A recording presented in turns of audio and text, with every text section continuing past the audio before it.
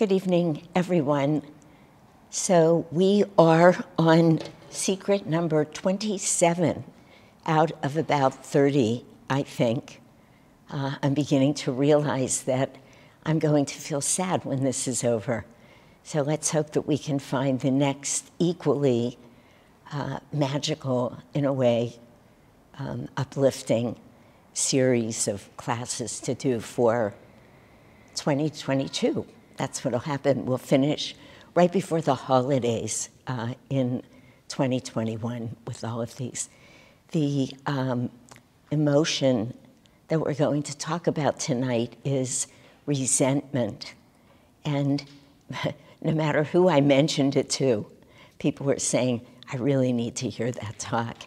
And I think in a way we all do. It's kind of interesting, the reading for the talk says, the secret of overcoming resentment is to affirm, I am free in myself, and to wish the same for all.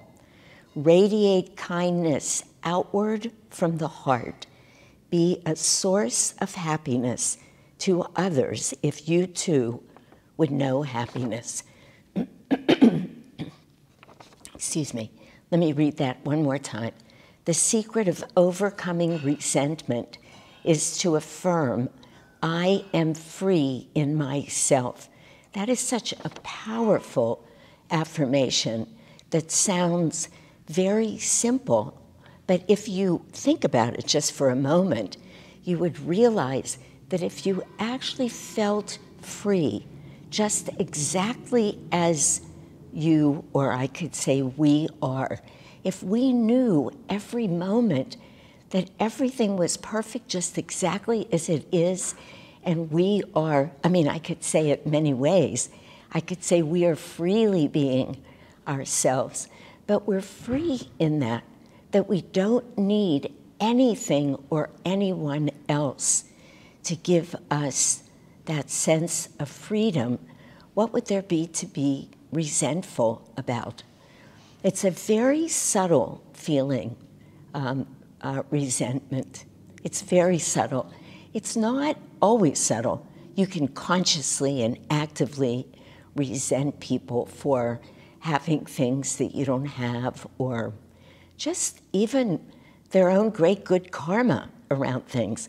We don't walk around the world speaking of it. People don't use the word karma all the time, but we know anything and everything that happens in our life is because of our karma. It doesn't mean that we have to stay that way or we have to feel stuck in it, quite the contrary. That's what the spiritual path is about, in fact, is getting unstuck and overcoming karma. But nonetheless, for better or for worse, whatever happens has to do with somebody's karma. So what happens, for instance, just a blatant and obvious example that just popped in, how many people are there in the world who are not good people? They're actually behaving badly. They're lying, they're cheating, they're stealing. Goes on a lot, we all know that. And yet they're wealthy and they have big, beautiful homes, and we could just go on and on. They seem to have everything that many of us would love to have. For whatever reason, it would be nice to have a lot of money. And yet you look at people and you go, why do they deserve that? And that feeling of resentment can come very quickly. Or somebody's having any opportunity in life that you're not having. And it's an opportunity that you would like to have. And I can feel this for myself, by the way. I wish I were completely beyond it.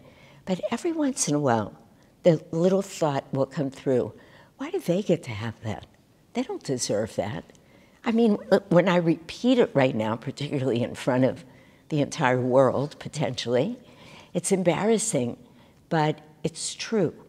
And that is the way that more and more and more subtle levels we can experience resentment. So there's that first part of it is that if we knew that we were free, if we felt completely in tune with the truth that we have everything we need right now, not just to be happy, but to be joyful, to be at peace, to experience true love, we wouldn't resent anything that anybody else has, because the other side of what I was just talking about is also true. And we can all watch for it in our lives, and that is when we're going through times where we feel rich. Rich means deeply connected to the divine. Rich means we feel God's presence in our lives. We're feeling that guidance coming through. We're feeling God's love. We're feeling right in the middle of that love. We don't resent anybody for anything. It doesn't come. So in the moments where we have that experience that we're always moving towards, we feel free of so much. We could talk about it with a lot of the emotions that we've talked about. But I did realize today, thinking about this, that resentment is probably one of the emotions that we've covered. I can't say I remember all 26, but when I think about depression, anxiety, fearfulness, conceit, and again, I can't pull them up. Not everybody feels all of that. There are many people who really have never felt depressed. There are people who just don't deal with anxiety. But I think not so with resentment. I think in its more subtle form that we all go there. So I wanted tonight to, of course, talk about it a little bit the way I am, but I wanted to read certain passages that Swamiji or Master wrote that relate very directly to this and speak to those passages. So I'll read something and talk, read and talk. Before I do that, I'm going to read the secret again. Then I'm going to just reflect on the words to the song that you've just heard, If You're Seeking Freedom. It's just so perfect. And again, Swamiji and the song sounds so light, just sounds so, it feels immediately uplifting. Of course it is.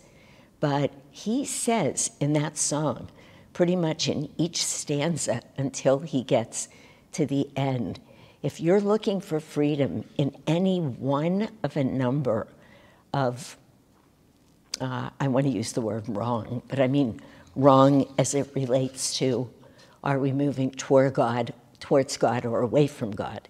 If we're moving away, just for tonight, we'll call that wrong.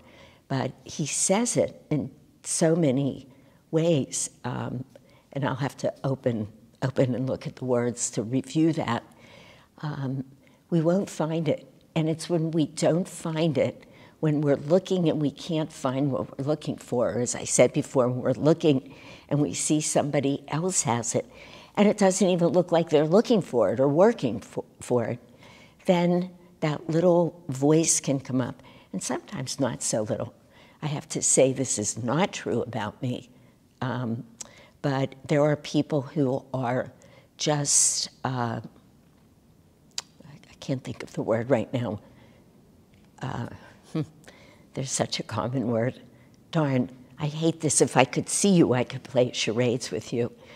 But anyway, that we're so tied down, literally, with resentment. They walk around and their heart's closed and their heart's contracted because they're always focused on what they don't have and the upset about it. It's almost exactly, almost quintessentially the opposite of doing an affirmation, where you're holding your energy up to your own highest potential, and you're living in that, and you're thinking of that, and you're affirming that over and over. But when you're walking around feeling, why did they have it? Why don't I have it? What's wrong with this person? what's wrong with that person, when we're angry, when we can't forgive, which really is another of the facets of resentment. Boy, it's an extremely, extremely negative experience at a spiritual level. It's precisely in the opposite direction of where we want to be going. So the secret, once again, says, the secret of overcoming resentment is to affirm, I am free in myself. Now we hear that. And it just means that we know that we're whole. That's really what that means. And to wish the same for all. Because again, if that's where your heart is with somebody else, you know that experience. If you have a dear friend or a child or a sibling, a parent, somebody that you love so much, you really want them to be free and to have everything that they can have.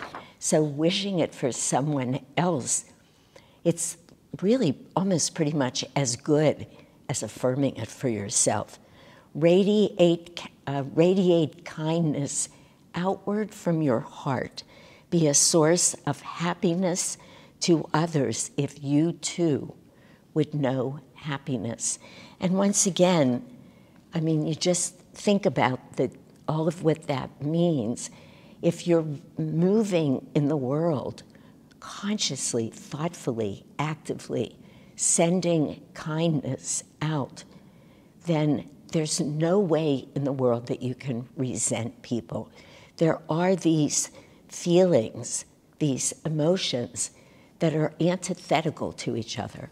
It's not even just that they neutralize it, it's that they cannot exist in the same place at the same time.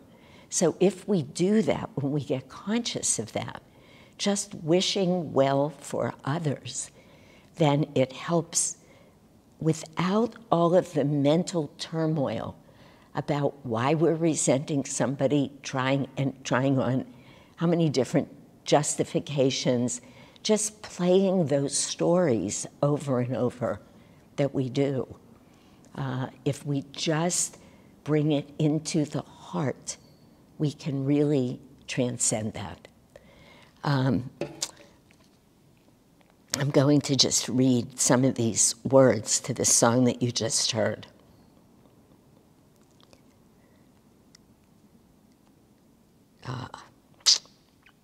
I lost the Freedom lyrics. Let's see. No, that's Beyonce. That is definitely not our lyrics. Lakshmi, can you help me with this? I lost it. Lakshmi, I'll get it back.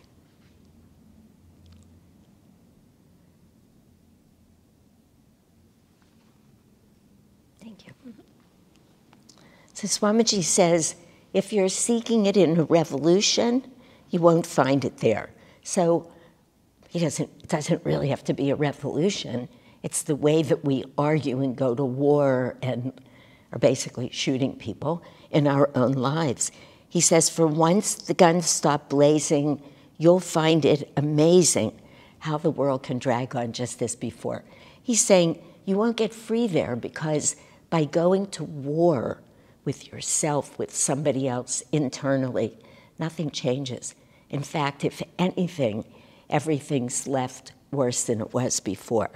If you're seeking it in a marble mansion, he says you won't find it there, for even when it's sunny, you'll be counting money. He's talking about, of course, that material wealth, keeping up that showcase, your face lined with care. So we're not going to find it through arguing. We're not going to find it in material wealth. We're not going to find it through power. He says, on a throne of power. For though men all obey you, what if they betray you? Tense you will be and waiting for foes everywhere. It's so beautiful. He's just saying what we say all the time on the path. Don't look outside to feel free. Now remember, in his secret, he said, the way to be rid of resentment is to tell yourself you are free already. Then he's written this fabulous song that just says, You're not going to find it out there.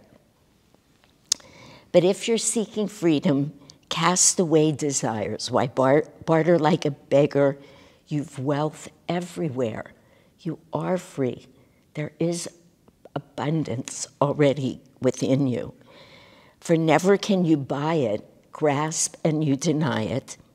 Freedom can't be hoarded. It's free as the air. It's this light little wonderful song that says you already have everything. It's free. And don't go grabbing after it, because if you grab it, you'll miss it. It's elusive. It doesn't exist in that plane. And if you're seeking freedom, he goes on to say, seek it on the mountains, God's sunlight on your shoulders, the wind in your hair.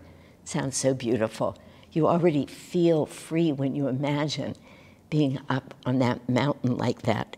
For there's no one that can hold you, boss about or mold you. Now they're just, many of you know how often I say, take one of Swamiji's songs, sit with it, sing it, listen to it. It's like the whole of the spiritual path is in almost every song he's written. Once your heart is free, you'll be king everywhere. Just such a beautiful song. So I went through it like that to say, find it again and listen again. I wanted to read to you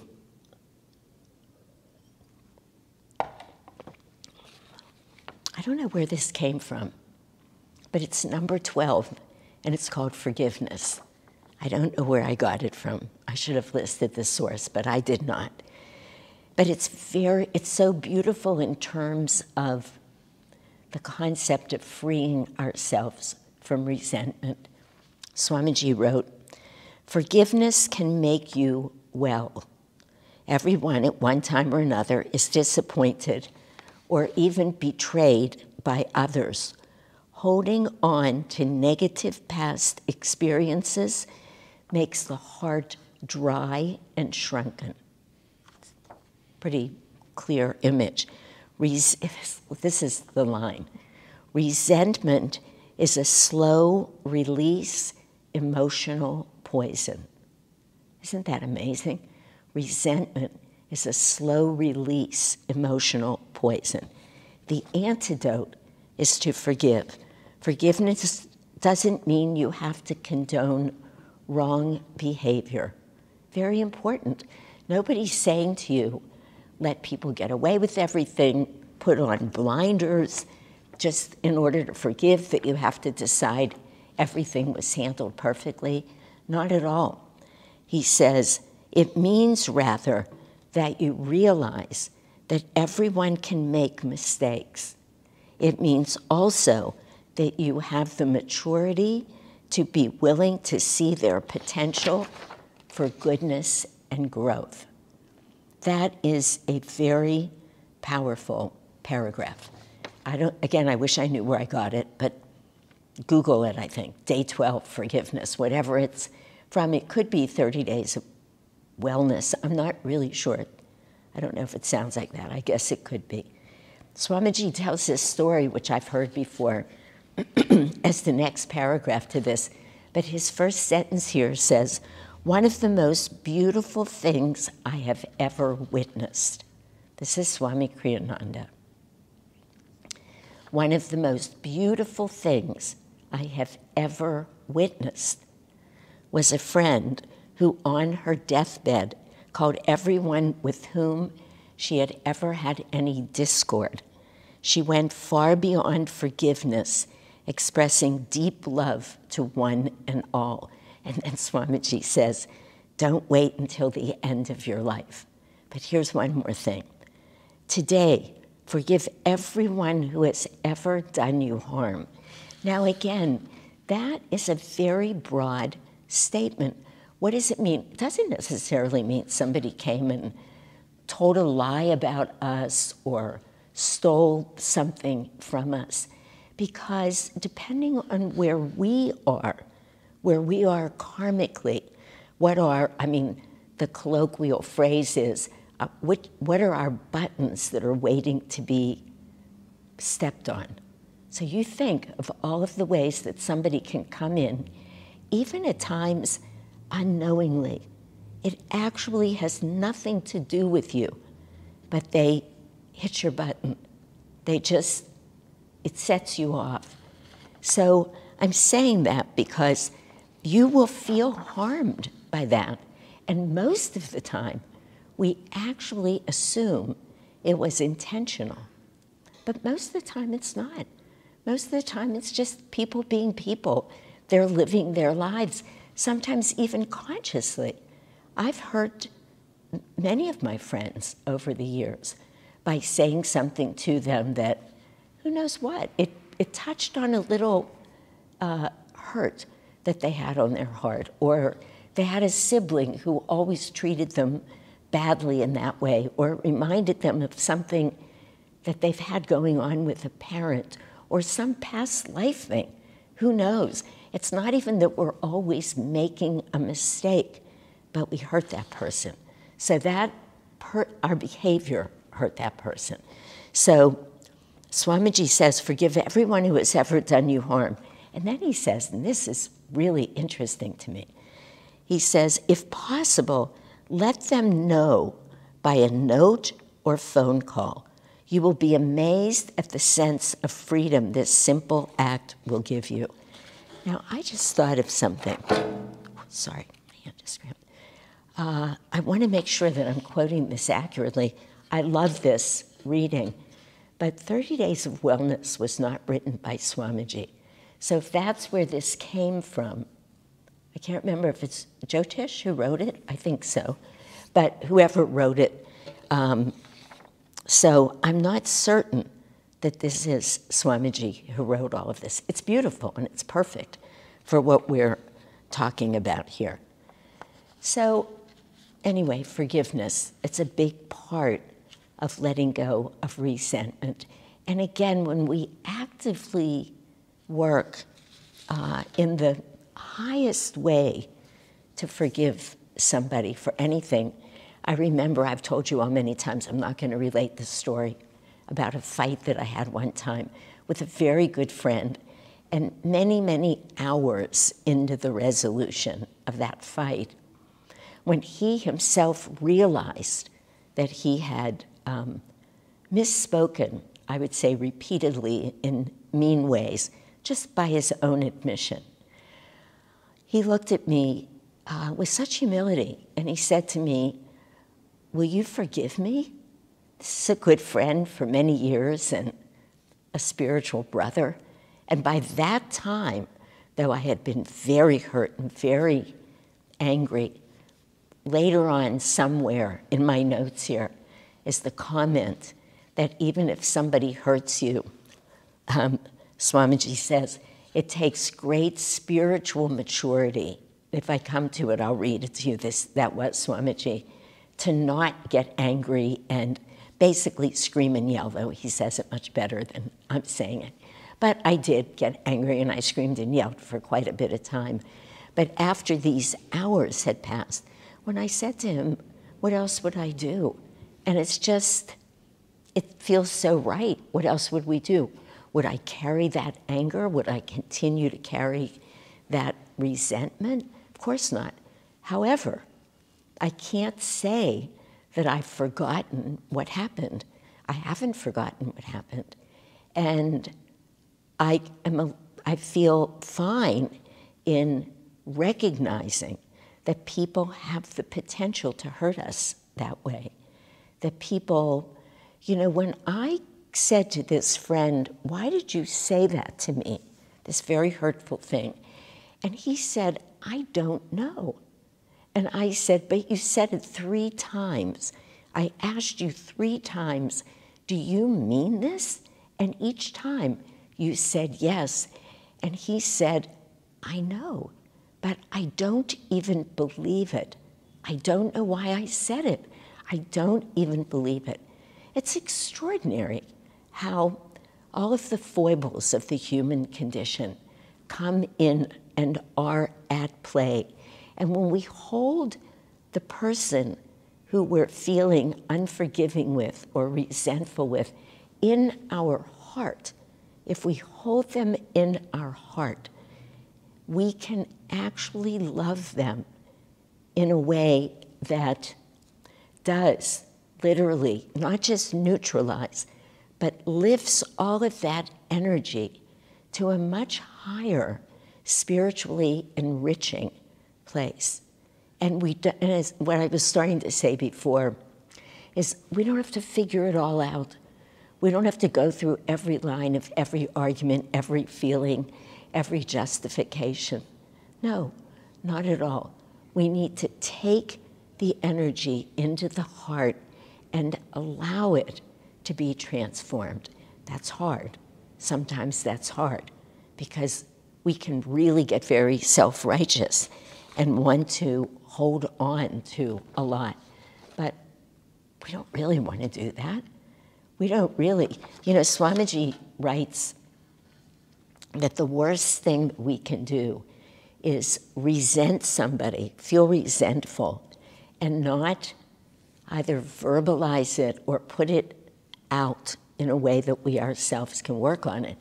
But he said if you can't let go of it, the best thing is to find a gentle, a loving, a respectful way to approach the person and see if you can offer, if you feel this, if you're not too emotional, constructive criticism.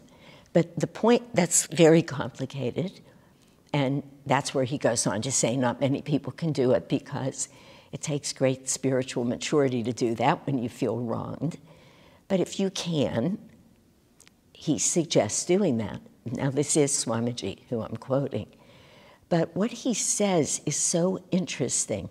If we resent people and we just hold it in and we never put it out there, so to speak, whether it's with that person, maybe we need to talk to somebody else, but to get it out, then we first of all have the resentment, which is really harmful to us spiritually, and it's not going anywhere. We're only holding on to it. And he says you hurt yourself twice by doing that.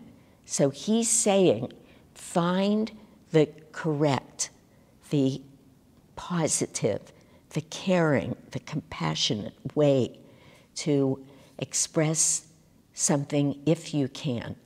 And I actually really get that. And I also get how hard it is. Yesterday I was on the phone with a client, and she was telling me about this incredible problem that she's having with her manager in a job that she just took on about 4 months ago. So it's a new job that she looked for a long time and finally got, which got her out of her last job that she didn't like. And now she's saying, I actually really like the work and I could do it, but I can't work with this person.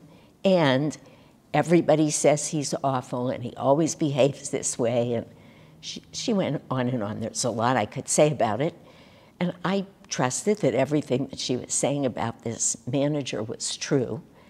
However, I said to her, could you imagine sitting down and having a conversation with him without the anger, without the judgment, without the resentment, and say to him something like, you know, I would really love to be able to keep working with you.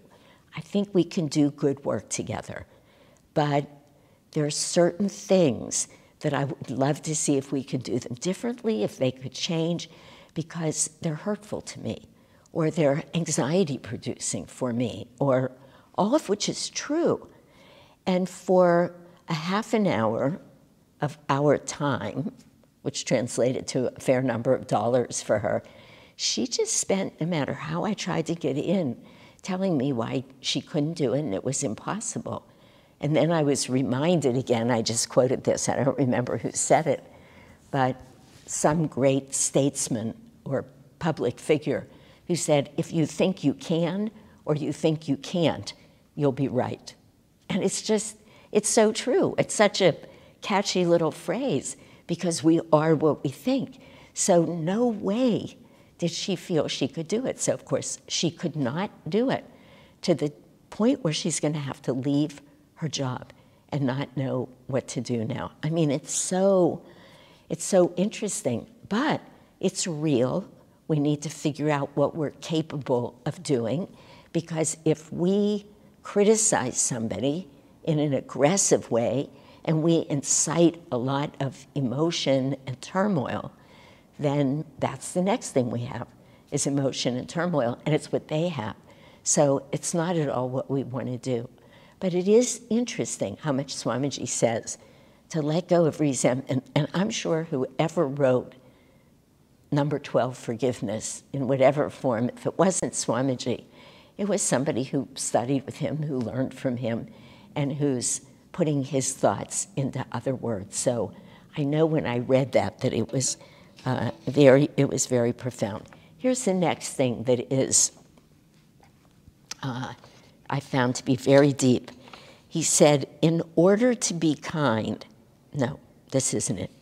He said, evil and sin are not inherent parts of our being. Of course, we know that. They're only graftings, he called them graftings. And he talked about gold, just like there's gold, even if it's hidden by mud, if you take away, just scrape away the mud, and particularly if you scrape away the mud with wisdom, with soul wisdom, with love, he says, you find the gold, and you find it with its natural brilliancy. So it is that the good in us is everlasting. And I loved reading that. That's really good to know about me.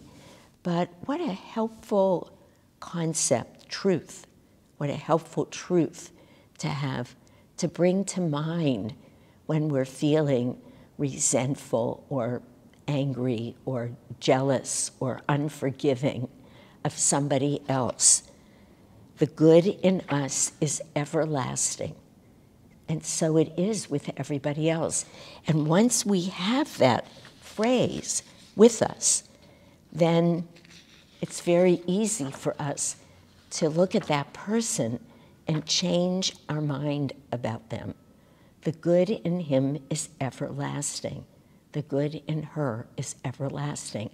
That becomes what we say, so that we can continuously be seeing the divine in everyone, in each other, and open to that.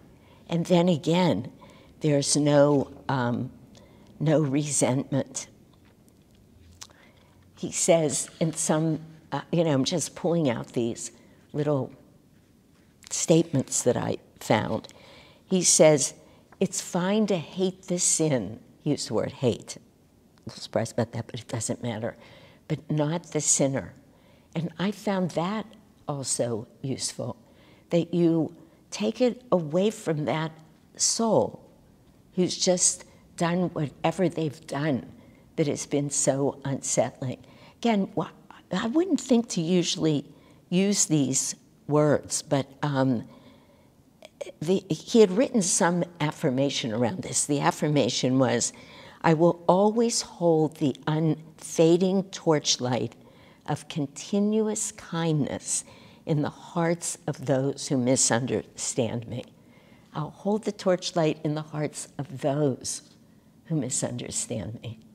So he's saying, shine a divine light there. Whatever has been done to you that was painful, you don't have to like that, but you don't have to resent the person who did it. And the more I read some of these things, the more I just said to myself, it's really true, we don't have to. I know a lot of you have heard me say this, but now it's many years. I've been saying it for many years. When I was asked to be manager of this temple, of this congregation, I felt a little bit like Gandhi. Many of you have heard in the story with the chocolate. The mother wants Gandhi to tell the child to quit eating chocolate, and Gandhi says, bring him back in a week. And the kid comes back, and he says, quit eating chocolate. And the mother said, why did you make me come back again? He said, because I myself had to first quit eating chocolate. And a lot of wisdom there, too. But I said to myself, how can you lead this congregation in any positive way if you're busy judging this one, not liking that one very much, not wanting to be near this one, feeling offended? Because, you know, sometimes it's just reacting to energy that really does come our way. But I wanted to be one of the people with the spiritual maturity to not react emotionally. And it was an extraordinary opportunity for me, it still is, of course, being asked to be the manager of the temple. It's not managing like that boss was managing my patient yesterday. No, it's looking at each soul in every encounter and saying, how can I help them? What can I offer here? Sometimes words, sometimes not in words. That's what managing it means. It means guiding, leading, loving, respecting, not letting that resentment in. Well, those first 6 months were dramatic as I would look out and see people I'd been seeing for years with judgment and absolutely not allowing it, but rather seeing the perfect soul. And to whatever degree I've been able to do that, and I wish it was perfect, of course it's not, but to whatever degree I've been able to do that, it's freeing. It puts me in touch with that place where I'm already free inside, to look at people with love and compassion rather than angst and judgment and resentment. I mean, they really all go hand in hand. So we have to find those opportunities in life and then take advantage of them. Work hard to look inside first and to ask ourselves, what can I shift? What can I bring to this to make this situation better? Not change that other person. That doesn't feel good. Swamiji makes an interesting point. He said, when he's talking about how to offer constructive criticism, but he says, even if you're invited, never offer the same criticism more than twice. Very interesting line, actually. I think that's been intuitive for me because, you know, you start getting the point. And you don't want to hurt the person. That's the thing. You don't really want to hurt. But the point is that if we expand and open our heart and feel that sense of freedom, it's not our exact point to change the other person, but everything changes. That's what happens. And suddenly, the other person typically, or usually, not typically, usually, will begin to behave a little differently. The energy shifted. It's hard for people to act out in the same ways or be mean in the same way or throw barbs at you in the same way. When they look and they see that they're throwing a barb into light, into a loving space. So our job is to make sure that what we're changing is inside of us. And let me just look here because I read something that Uma, who has lived in Italy for many years, but she's been with Ananda from the very early days, if not one of the first 10 or 15 close. She's a delightful soul. And I don't really have time to read everything that she wrote, but the first line of this essay that she wrote says, the spiritual life is all about developing faith and trust in God. It sounds like somebody could say, why is she telling me that? As if I don't know it. But sit with it. Sit with it. Because it's the developing faith and trust in God deeper and deeper and deeper and more inclusively and more expansive, in a more expansive way that allows us to find that place in ourselves where we are free. This whole article, which came to my attention because she talks about the qualities, the spiritual qualities that she has seen developed in people who have lived at Ananda for many years. And she speaks beautifully in this essay about how people learn to give. And she says selflessly, giving to people, selflessness, self-control, these qualities that strengthen us and open our hearts. But then she goes on to talk about people go through challenges, they're faced with everything. They're faced with diseases, with chronic pain, with other people driving them crazy. And she says, but they face it with nobility, with faith, with integrity. She says, not with blame or resentment. That's where we're maturing to. And I love that she said that. And one more line I'll read to you, and then I'll close in a moment or two. But she says here, she was offering some suggestions to people about a business they had opened. She could see why it wasn't, how it was going to fail. But she was very clear after a couple of tries or passes that they did not want to hear her opinion.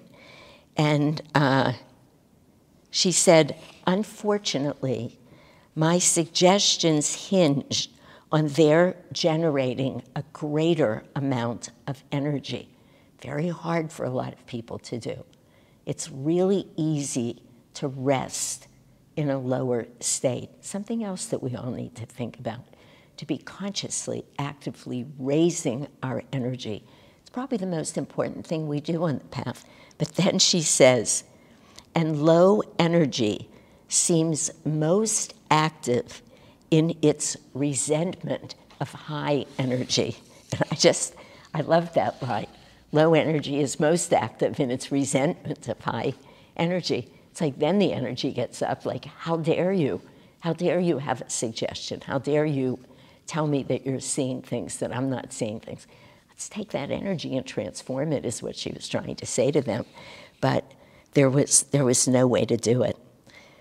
So, yeah, Swamiji really talks about abandoning the resentment within ourselves, weeding it out like we do so many things. And the minute we see even the least little bit of it slipping in, why do they get that? Gee, I'd like to have that. But that sense that somebody else shouldn't have it in precisely that moment, like so many things that we do. It's not even just cut it off at its root. It's pull it out by the root. I mean, as we become more conscious and aware, that's one of the things that I'm loving about this Secrets book, is that for any of the emotions that I can relate to, some of them I don't because they haven't gotten a hold of me in this life. But if any of the ones that I can relate to, I think to myself, stay conscious of that, stay aware of that.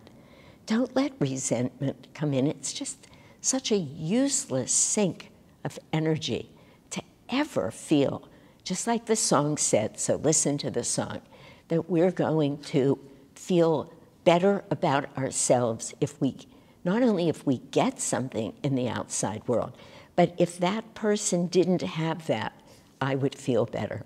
What a fallacy. What a big spiritual fallacy. And let's tell ourselves that.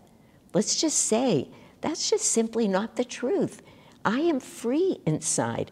We have to keep telling ourselves that. I am perfectly free right in this moment. I don't need anything that anybody else has. And then live with it. Live up to it. Live with God. Live from your heart in His love. And watch how that resentment just dissipates. Thank you all.